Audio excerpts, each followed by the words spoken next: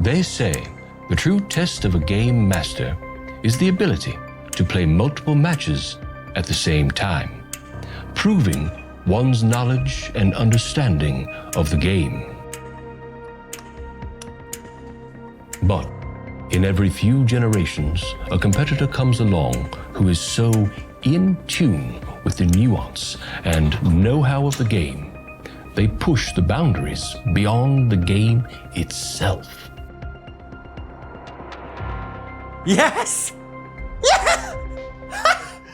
That was really impressive, Steven. I know, right? Yeah. Oh, did you see that move I did over there? Ah, yeah. It's crazy. So good.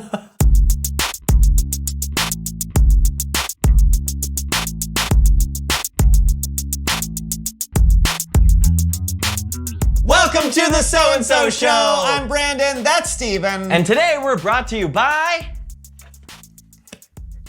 the letter N, because it's always good to learn some knowledge. You do know that starts with a K, right? Yes. Yeah. Today, we're brought to you by the letter K, used in words like cabinet, caboose, Colorado, and clock. Those start with C. Right, but clock ends with a K, right? That's right. Words like clock. Okay. Hey, that reminds me, did you ever learn how to set that new alarm clock I got you for Christmas? Oh, you mean this one? Yeah, that's the one. Nah, no idea. Oh. You sure you don't want to, look it up or ask someone for help? I'll figure it out. You can just ask someone. It wouldn't be that hard to do that. I'm good. All right, there's no shame in asking. I got it! Moving on. Please welcome someone who knows stuff. Hey guys! Hey! So pumped to have you back on the show. Thanks, Yeah. I'm so excited to be here. Yeah, for those of them who may have missed you before, tell us who you are and what you know. Okay, my name's Mishka, and I am now a 22-time robotics champion and a maker/inventor. I love taking things apart to see how they work and then putting them back together. Hey, Steven, you know what you could ask her about? I know what you're getting at, but I'm gonna figure it out myself. Figure what out? Nothing! So what have you been working on? Well, I have a device that automatically makes peanut butter and jelly sandwiches. Really? That's amazing, and I am so hungry. But for some reason, it keeps setting the sandwiches on fire. Oh, I'm not that hungry. I've also been working on a system that trains squirrels to carry your mail to and from your mailbox. Wow. But right now, the squirrels just take the mail and hide it in the trees. Oh. Well, Got it's good that you're always trying to learn how to do new things. Of course, I try and learn one new thing every day. It could be simple or it could be really complex. The key is keep trying and never be afraid to ask for help. Ask for help? Really? Oh, what's in the box? Oh, I almost forgot. It's something I've been working on for a while. They've actually started selling them in stores. What is it? I call it the Robotic Rise and Shiner. Oh, this is incredible! Thank you. No, I mean, yes, this is incredible, but the thing is, we actually, you want to tell her about... No, see, I actually got Wait, I'm Steven... sorry. What is going on?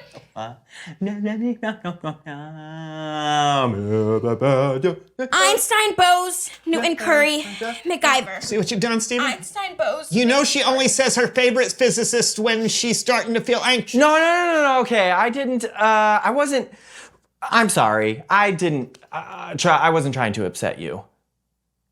Are you making fun of my invention? No, it's just,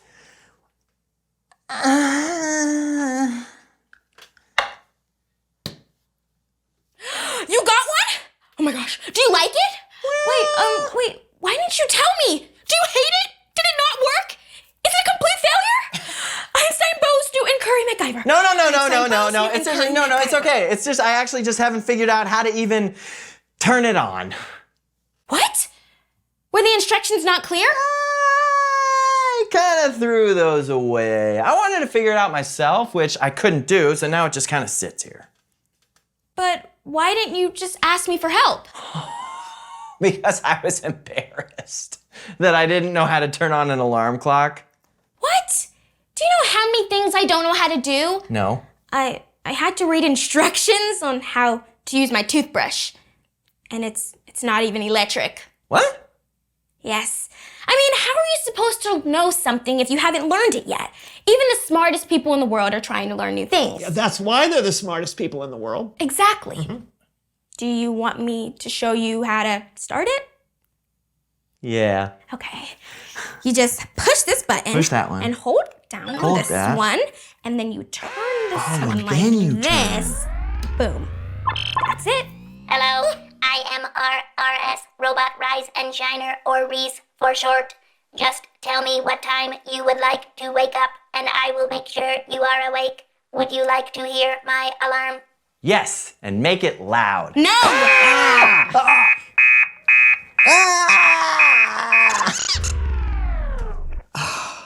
You have to be very specific with it. I'll send you over some new instructions. Don't bother. I don't need them. I've got this.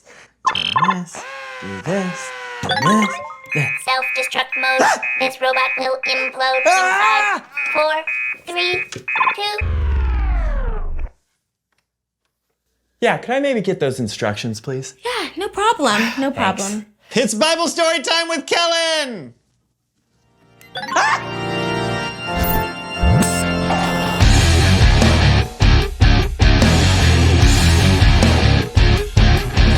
We're not about to explode, are we? Or implode, which may be worse. You heard that, huh? Oh, I'm pretty sure the whole neighborhood did. But it sounds like you're ready to accept some help now. Yeah, I think I'm ready to learn something new. Ooh-wee! That is music to my ears. Well, today's story is all about searching for knowledge. Sounds perfect. Hit us up. This story is about when Jesus, as a kid, went looking to learn more. Our story starts when Jesus was around 12 years old. Every year, Jesus, his mom and dad, Joseph and Mary, and most of his family would make a trip from Nazareth to Jerusalem for the Passover festival. It was about a 4 or 5 day trip to get there. They would stay for about a week and then they would travel 4 or 5 more days back. Are we there yet? Not yet. Are we there yet? Not yet. It was a long trip, but it was an important one for their family and for all Jewish families. The Passover festival was a time to celebrate and remember when God rescued their people from slavery in Egypt. So, I'm sure when they arrived in Jerusalem, they were very, very excited. Yahoo! We're here! First, we'll need to prepare for all the festivities. Then we'll have the feast. Yes! Roast lamb! A day after the big feast, Mary and Joseph and their extended family loaded up for their journey back home. I keep thinking we forgot something. Are we forgetting something? I can't think of anything. Something important. Now, I'll have to give Mary and Joseph some slack here because it was a big caravan of family members and everyone just assumed that everyone was there and was accounted for. But when they stopped for the night, they came to a frightening conclusion. They had left Jesus back in Jerusalem, a full day's journey from where they were. Oh, no! Oh, no. He's all alone and scared. We have to find him. I can't imagine what that must have been like. Losing your child in a store, well, that's one thing. But leaving them in a city by themselves for almost 2 days had to be unimaginable. But they finally made it back to Jerusalem. The problem was, it was like finding a needle in a haystack. They had no idea where Jesus might be. Jesus! Anybody seen a 12-year-old boy? Jesus! Anybody? Excuse me, sir. Who, me? Yes, have you seen our son? He's 12 years old. No, I'm sorry. I haven't seen him. What are we going to do? We've looked everywhere. Well, they hadn't looked everywhere. They decided to try the temple. Now, they knew it was a long shot because a kid would not be allowed to wander around with the teachers and the scholars, but they had to make sure. When they got to the temple, they found Jesus sitting with the teachers, listening to them and asking questions. Now, we don't know exactly what they were talking about or what Jesus said to the teachers, but the writer, Luke, he wrote, "Everyone who heard him was amazed at how much he understood. They also were amazed at his answers." Mary and Joseph were amazed too, and probably relieved, and maybe a little bit frustrated. We've been looking everywhere for you. Your father and I have been so worried. Why were you looking for me? Didn't you know I would be in my father's house? What? Mary and Joseph didn't understand what Jesus meant by that. When we read it today, we know the Father Jesus was talking about was God. And one reason that Jesus was in his Father's house was to ask questions and to learn. And guess what? It worked. Because as Luke wrote, Jesus became wiser and stronger. He also became more and more pleasing to God and to people. The end. What'd you think, fellas? It's wild to think about Jesus searching for wisdom and knowledge because he's Jesus. Doesn't he already have that? But that's the point. Those who sit around and think they're smart usually aren't. It's those who are constantly looking for God's wisdom. They're the wise ones. Now that is a boom if I've ever heard one. It is. So I'm going to leave that right there. Until next time. Thanks, Kellen. See ya. You know what? Now I feel kind of silly about the alarm clock. I mean, if Jesus himself was looking to learn new things, why would I be afraid to? Well, sometimes we do feel embarrassed when we don't know something, but we shouldn't. Yeah, I guess as long as you're looking and trying to figure out what God wants for your life, you'll be okay. Exactly. And I think that leads perfectly to Reveal the question. How do you know God? Yeah, I guess that's what we've been talking about. If you search for God and for what God wants in your life, you'll probably know God better. Yeah, and you can do that by reading the Bible and talking with others who believe in God. Yeah, and asking questions. I wouldn't have known how to work my alarm clock if I hadn't asked Mishka. Yeah, and we wouldn't have known that awesome Bible story about Jesus if we hadn't talked to Kellen. Yeah, I think we've learned a lot today. I concur. Concur. Another K word. Nope. Concur. Do you hear it? Yeah. It's two K's. That's why. Concur. Concave. Concur. All right, we'll see you next week for a brand new show. Next week. But that is a C. I don't have a C, I just have an N and a K. You should really go to school. Okay. Hello?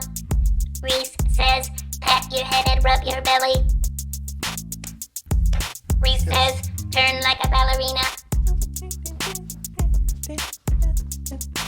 Reese said, stand on one foot. Reese said, do a dance. I think I'm out. Do the robot.